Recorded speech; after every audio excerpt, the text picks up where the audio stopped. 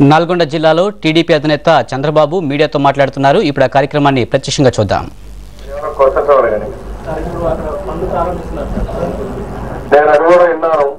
నేను చాలా స్పష్టంగా హెచ్చరిస్తున్నా, తమాషా అనుకోవద్దండి. మళ్ళా ఈ రోజే పనులు ప్రారంభించాలని ప్రయత్నం చేస్తున్నారని చెప్పి మార్నింగ్ కూడా వచ్చిపోయారని చెప్పి మాకు సమాచారం వచ్చింది. ఇది జరిగితే మాత్రం చాలా తీవ్ర పరిణామాలు ఉంటాయి. ఇది రైతులకు సంబంధించిన విషయం. వారి జీవితాలతో ఆడుకోవద్దండి, అనవసరంగా రెచ్చగొట్టద్దండి. జిల్లా యంత్రాంగాన్ని కూడా మా పార్టీ యంత్రం 4 పార్టీలు మేము చెప్తున్నాం, వాళ్ళు కూడా ప్రతిఘటిస్తారు. వాళ్ళు అడిగేది న్యాయంగా వాళ్ళకి రావాల్సినటువంటి నష్టపరిహారం చెల్లించండి, తర్వాతనే పనిచేయండి. కానీ మీరు రౌడీజంతో మాత్రం మీరు చేస్తే మాత్రం అంత ఈజీగా వదిలిపెట్టాం. ఏ విధంగా ఎదుర్కొంటాం. ప్రజా సమస్య అవసరం అయితే జిల్లా నాయకత్వం ఉంటాం, మేము కూడా వస్తాం. గవర్నర్ గారి ప్రజాస్వామ్యం, ఇదేమి రౌడీయిజం కాదు. వీళ్ళు ఇష్ట ప్రకారం చేయలేరు. ప్రజాస్వామ్య పరిస్థితులు ఎన్ని విధాలు ఎదుర్కొని ఈ గవర్నమెంట్ బుద్ధి చెప్తారు. No question of compromise.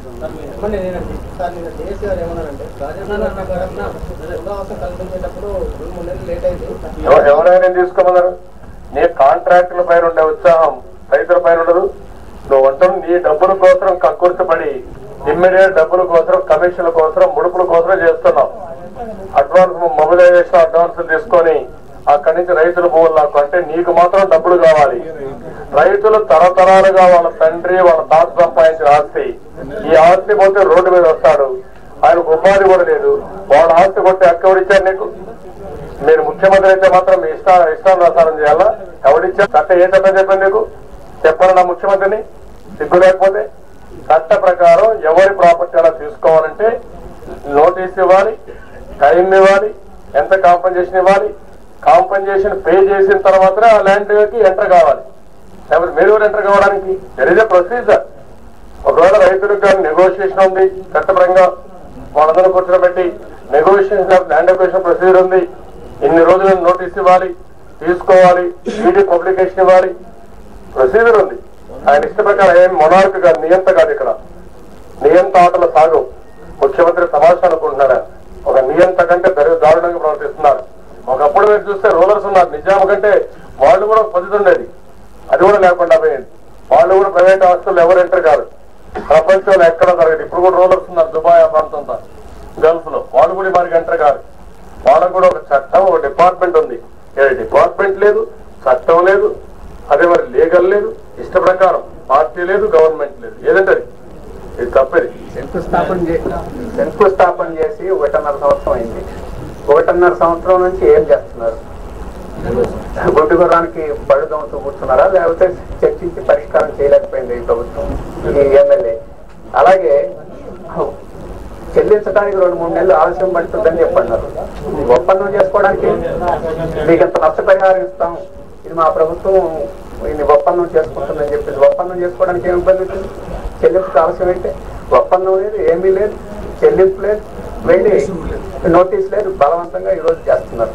ఈరోజు రాష్ట్ర నాయకులు వచ్చాం, అయినా అహంకారంతో మేము పనులు చేసి చూపిస్తాం అని చెప్పేసి వాళ్ళు పోతే వచ్చే కష్టాలకి వచ్చే నష్టాలకి ప్రభుత్వం బాధ్యత వహించాల్సి వస్తుంది. ఈ రకంగా పద్ధతిలోనే తోటపల్లిలో వ్యవహరించారు. రైతులు ఏం చేశారో తెలుసు. ఈ రకంగానే గంగవరంలో వ్యవహరించారు. అక్కడ పల్లెకారులు వాళ్ళందరూ ఏం చేశారో తెలుసు. అందుకని అటువంటి పరిస్థితి ప్రభుత్వం సృష్టించుకుంటుందా, లేకపోతే రైతుల యొక్క పరిస్థితిని గమనించి చట్టబద్ధంగా వ్యవహరించుందా ఆ ప్రభుత్వం తెలుసుకోవాలి. చట్టబద్ధంగా వ్యవహరించము అని చెప్పంటే ఈ చట్ట విరుద్ధ ప్రభుత్వాన్ని ప్రజలు ప్రతిఘటన చేసి ఎదుర్కొంటారు. పర్యవసనాలకు వాళ్ళే బాధ్యత వహించాల్సి ఉంది. వారు అన్నట్టు మేము వస్తాం, తప్పకుండా వస్తాం, సరైన సమయంలో వస్తాం. ఈ రోజు జిల్లా నాయకులు ఉన్నారు, రైతులు ఉన్నారు, పోరాడుతున్నారు. వారికి మించిపోతే తప్పకుండా రాష్ట్ర నాయకులను కూడా వచ్చి కొట్టాడతాం. దాంట్లో వదిలిపెట్టే సమస్య ఏం లేదు.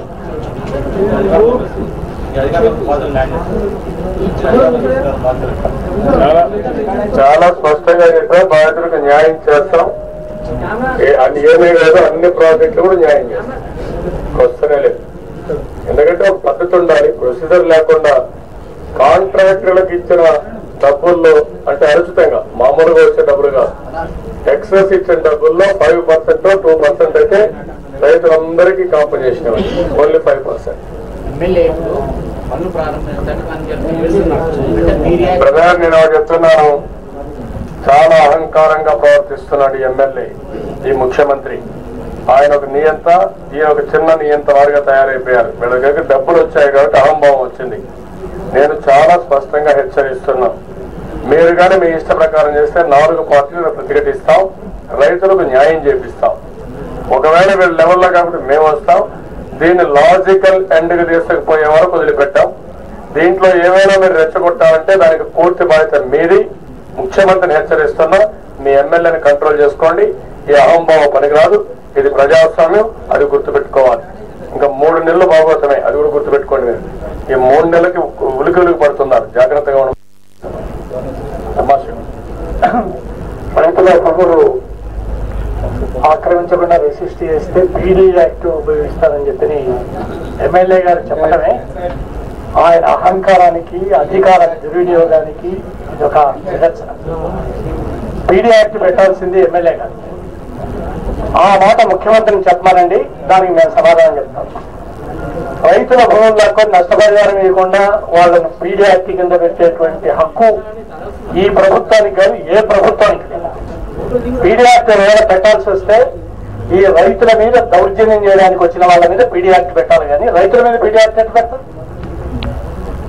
ఇది వాళ్ళ యొక్క నిజస్వరూపాన్ని, వారి అహంకారాన్ని రుజువు చేస్తా ఉంది. నాకు తెలిసినంత వరకు ఎక్కడ ఈ దేశంలో పీడీ యాక్ట్ ఉపయోగిస్తారని ఏ ఎమ్మెల్యే కూడా దుర్భాష ఆడలేదు రైతుల మీద. రైతుల పట్ల ఒక కాంగ్రెస్ ఎమ్మెల్యే యొక్క వైఖరి ఏ రకంగా ఉందో ఆయన ఇచ్చినటువంటి ఈ వ్యాఖ్యానాన్ని బట్టి అర్థమవుతాం.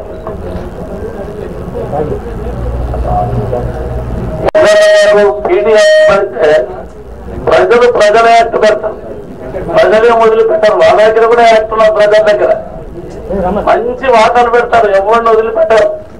ఈనాడు పిచ్చి పిచ్చిగా వ్యవహరించిన వాళ్లకు ప్రజలు మంచి సమాధానం చెప్పిండ్రు. ఇవాళ కోమటిరెడ్డి వెంకరే కొత్తగా ఈయన పెద్దగారు కాబట్టి ప్రజలు తమ యొక్క యాక్టును వారు కూడా ఉపయోగిస్తారు. ప్రజలు సరైన సమాధానం చెప్తారు. దాని కొరకు ఒళ్ళు దగ్గర పెట్టుకొని పనిచేస్తే బాగుంటది. ఏ నాయకుడైనా, ఎవరైనా, ఏ పార్టీ వాళ్ళైనా ప్రజలతోటి చెలగాటం ఆడితే ఎవడు ముందర పడలేదు, వీళ్ళు కూడా ముందర పడరు. కాబట్టి ఇది చాలా స్పష్టంగా చంద్రబాబు గారు చెప్పారు, మన అన్ని పార్టీల తరఫున చెప్తున్నాం. రేపు 4 పార్టీలు కలిసి అది ఏం చేసినా జిల్లా లెవెల్లో చేస్తారు. కాకపోతే రాష్ట్ర నాయకత్వం కూడా డెఫినెట్ గా ఇంటర్ఫీర్ అవుతుందని చెప్పని ముఖ్యమంత్రి గారికి, రాష్ట్ర ప్రభుత్వానికి హెచ్చరిక చేస్తున్నారు.